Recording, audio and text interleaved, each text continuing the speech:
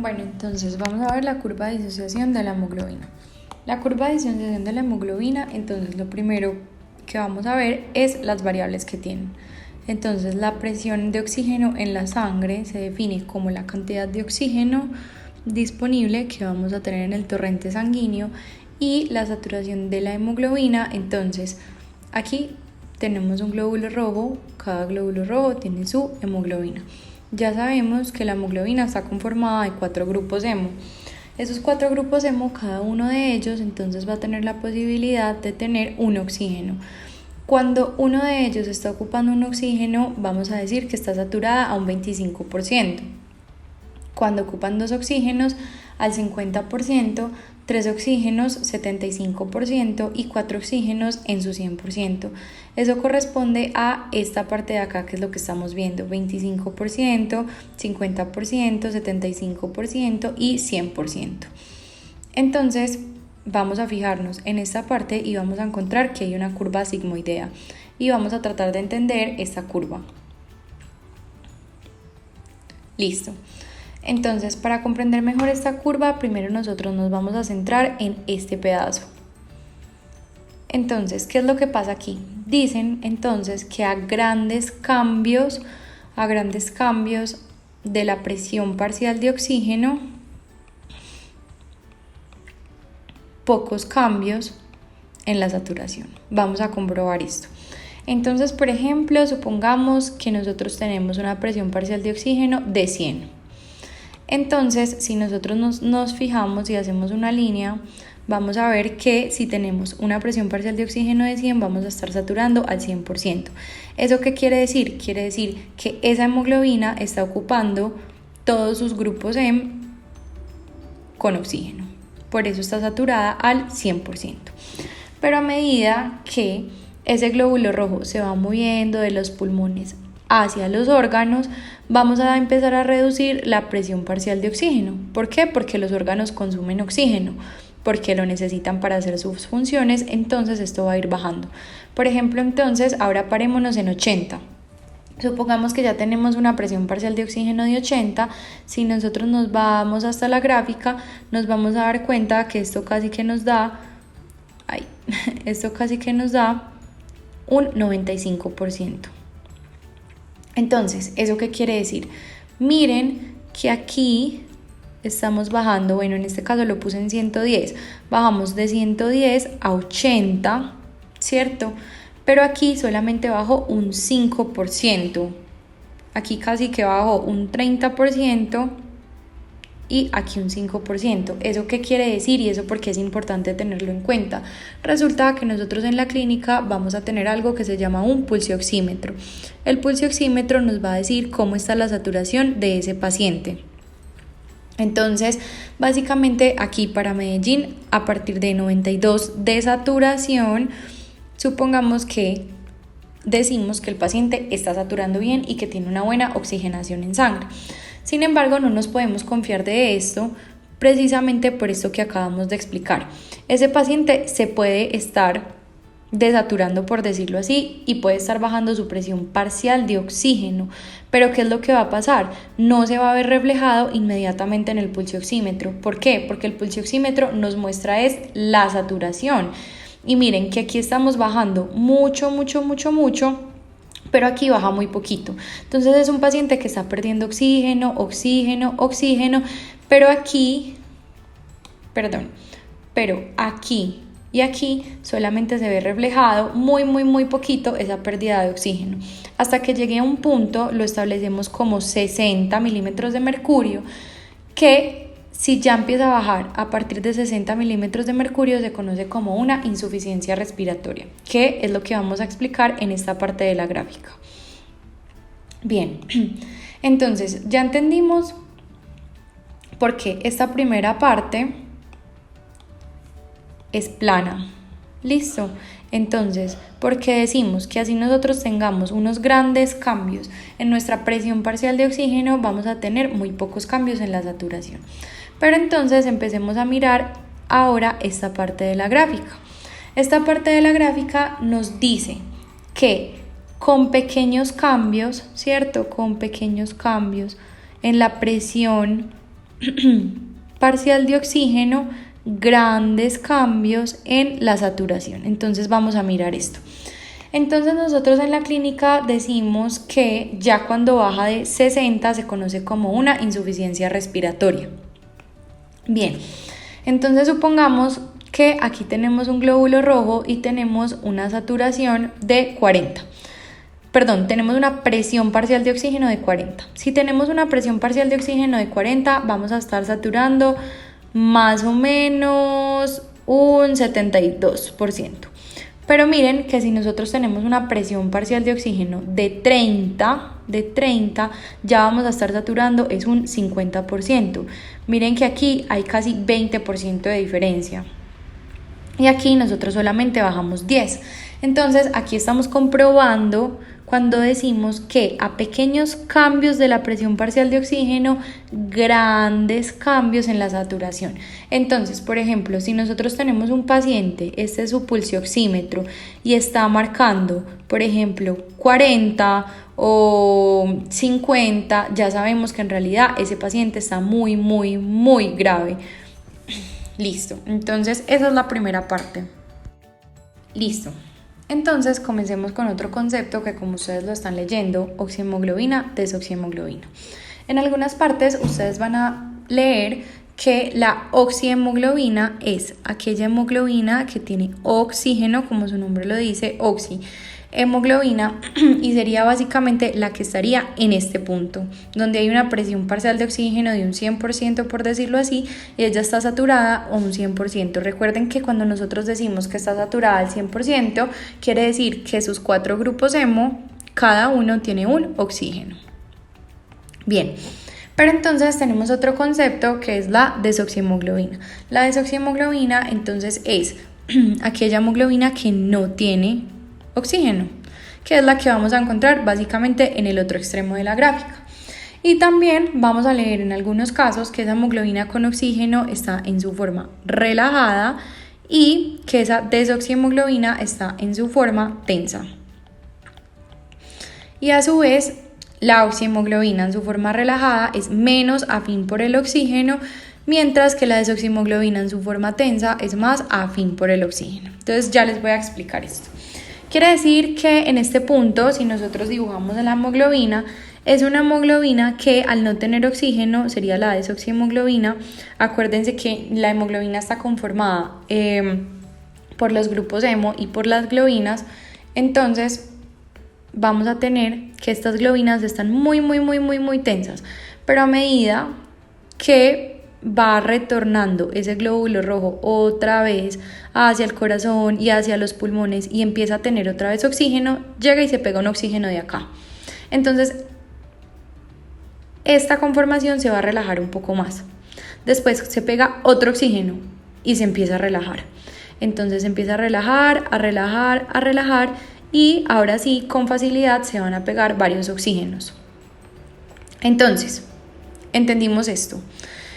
Entonces, cuando la hemoglobina no tiene oxígeno, está en su forma tensa, que es esta, y es más afín por el oxígeno. Entonces, está tensa y se le pega mucho más fácil los oxígenos. Pero a medida que se le van pegando los oxígenos, esta conformación se relaja. Aquí como lo vemos, miren que esto está más tenso, esta está más relajada. Entonces ya cuando tiene sus 4 moléculas de oxígeno, básicamente estaríamos acá. Esta ya es la oxihemoglobina en su forma relajada y es mucho menos afín por el oxígeno. ¿Por qué es menos afín por el oxígeno? Pues porque ya tiene todos sus oxígenos. Ya no siente la necesidad de captar oxígeno, sino que ya tiene sus 4 oxígenos. Entonces, ahora sí, vamos a mirar la curva de disociación de la hemoglobina. Ya entendimos por qué esta curva es sigmoidea, ya sabemos por qué en esta parte es más plana y en esta parte es más curva. Y ya entendimos por qué a grandes cambios en esta parte de la presión parcial de oxígeno hay muy poquitos cambios en la saturación. Y aquí ya entendimos por qué con pocos cambios de la presión parcial de oxígeno van a haber muchos cambios en la saturación. Entonces ahora sí miremos la curva de disociación de la hemoglobina. Entonces, ¿qué pasa si nosotros movemos esa misma curva que acabamos de ver hacia la derecha? Entonces, para entender esto, primero quiero explicarles un concepto que se llama el P50. ¿Qué significa el P50? Significa ¿cuánto oxígeno necesita tener mi sangre para saturar la hemoglobina al 50%? Entonces, si dibujamos esto, significa ¿cuánto oxígeno necesito yo para que mi hemoglobina tenga 2 oxígenos pegados? O sea, esté saturada en un 50%. Entonces, si nosotros vemos, aquí más o menos se dice que es aproximadamente de 26 milímetros de mercurio. Algunas veces ustedes van a ver 25 o en otros casos 26,6. Pongámoslo en 26 milímetros de mercurio. Entonces, esto es lo normal. O sea que un glóbulo rojo necesita tener una presión parcial de oxígeno de 26 milímetros de mercurio para saturar al 50%.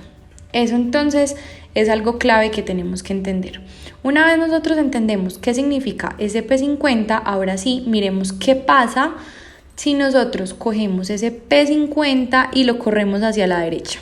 Si nosotros corremos el P50 hacia la derecha, hagámoslo para ser exactos acá, más o menos, entonces vamos a tener que necesitamos ahora casi 40 milímetros de mercurio de presión parcial de oxígeno para saturar un glóbulo rojo a la mitad.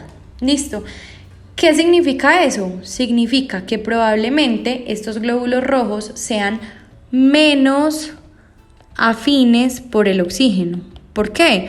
Porque ahora en este momento yo necesito mucho más oxígeno para que este glóbulo rojo, para que esta hemoglobina se sature en un 50%.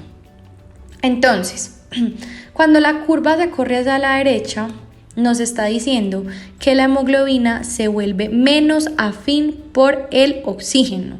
Entonces necesitamos más oxígeno para saturarla en un 50%. Y entonces, ¿qué factores tenemos nosotros que hacen que esto pase? Entonces vamos a mirar. Primero tenemos un pH ácido. Un pH ácido. El pH ácido produce hidrogeniones. Si nosotros produce hidrogeniones, el metabolismo produce CO2. El CO2 es mucho más afín a la hemoglobina que el oxígeno. Listo. Tenemos el 2,3 difosfoglicerato y tenemos un aumento en la temperatura. Entonces, el pH ácido va a hacer que la hemoglobina pierda su afinidad por el oxígeno. ¿Por qué? Porque también necesitamos que se vuelva un poco más afín al CO2, ¿cierto? Esto tiene otro tema más importante. Aquí viene a jugar la anhidrasa carbónica. Se guarda dentro del eritrocito en forma de bicarbonato y es transportada hacia los pulmones. Ya, cuando está en los pulmones, en los alvéolos de ese bicarbonato se convierte otra vez en CO2 y sale del cuerpo. Entonces, por eso el pH ácido. El 2,3 difosfoglicerato tiene la función de reducir la afinidad de los glóbulos rojos o de la hemoglobina por el oxígeno. ¿Cierto? Recuerden que el 2,3 difosfoglicerato es uno de los metabolitos que producen los glóbulos rojos a partir de su glicólisis anaerobia. ¿Listo? Entonces va a reducir la afinidad por el oxígeno. Entonces, si esta reduce la afinidad por el oxígeno, acá tiene que estar aumentada. Miren, a más difosfoglicerato, menos afín va a ser ese glóbulo rojo o va a ser esa hemoglobina por el oxígeno. Y aquí lo estamos comprobando. El aumento de la temperatura y el exceso de CO2, todos estos factores van a hacer que la curva de la hemoglobina pase hacia la derecha. Listo. Ahora miremos qué factores van a hacer que la curva de hemoglobina pase hacia la izquierda. Listo. Entonces, ya si nosotros corremos la curva hacia la izquierda, ¿qué quiere decir eso? Quiere decir que necesito menos oxígeno. Por ejemplo, en este caso 20 milímetros de mercurio de presión parcial de oxígeno para saturar la hemoglobina al 50%. ¿Listo? ¿Eso qué quiere decir? Que la hemoglobina es más afín por el oxígeno. ¿Listo? Es más afín por el oxígeno. Entonces, ¿qué factores tenemos que hagan que la hemoglobina sea mucho más afín por el oxígeno? Todo lo contrario a lo que teníamos cuando la hemoglobina, cuando la curva de disociación se corría hacia la derecha. Entonces, primero, un pH alcalino, tener menos hidrogeniones. Segundo, una disminución del 2,3 difosfoglicerato, que ya dijimos que es un metabolito que lo que hace es que la hemoglobina pierda su afinidad por el oxígeno. Una disminución en la temperatura y tener menos CO2.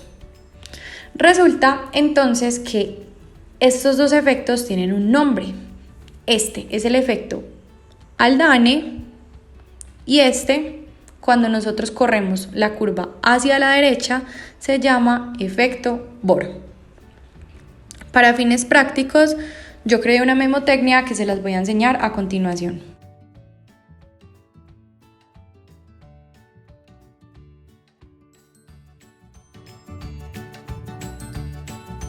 Bueno, ahora que ya entendimos todo este proceso y esta curva, les voy a enseñar una memotecnia que me funciona a mí.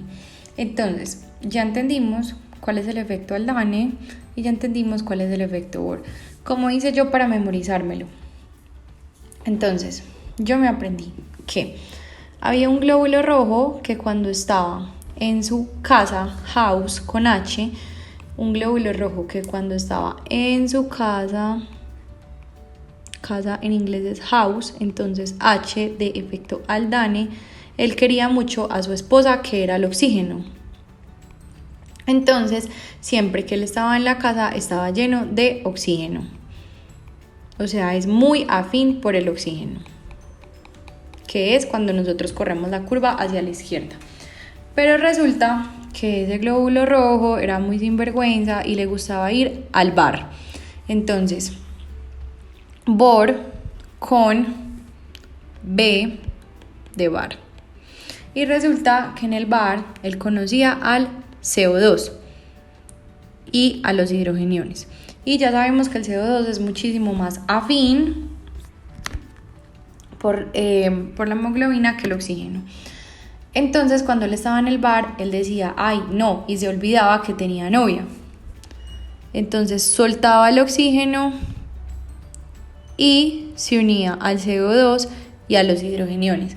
O sea que en el bar la hemoglobina era menos afín, ese glóbulo rojo era menos afín por el oxígeno. Pero cuando llegaba a su casa otra vez, recordaba que tenía a su esposa y que tenía que ser más afín por su esposa. Entonces es como una memotecnia que yo inventé para podérmelo aprender.